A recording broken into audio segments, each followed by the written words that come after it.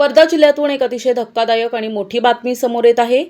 Sindi railway ते Tuljapur railway स्टेशनच्या दरम्यान गाडी क्रमांक 12616 GT एक्सप्रेसला भीषण आग लागली आहे। रेल्वेच्या मागच्या बाजूला असलेल्या एका डब्याने अचानक पेट घेतल्याने प्रवाशांमध्ये मोठी खळबळ उडाली आहे।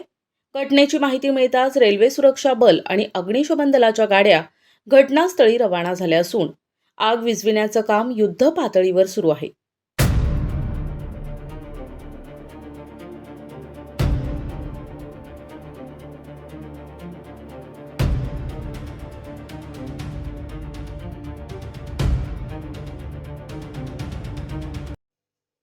मिळालेल्या माहितीनुसार ही आग इतकी भीषण आहे की धुरांचे लोट लांबूनही दिसत आहेत।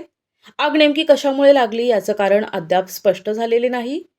सिंदी रेल्वे आणि तुळजापूर स्टेशनच्या मध्यात गाडी उभी करण्यात आली असून रेल्वेचे अधिकारी घटनास्थळी पोहोचले आहेत।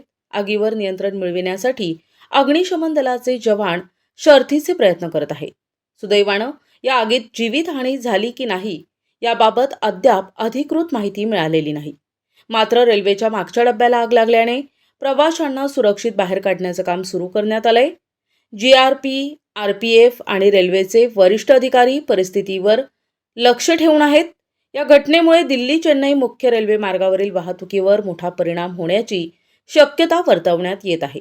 आग विझविण्याचे प्रयत्न सुरू असून लवकरच आग आटोक्यात येईल असा विश्वास प्रशासनाने व्यक्त केला आहे।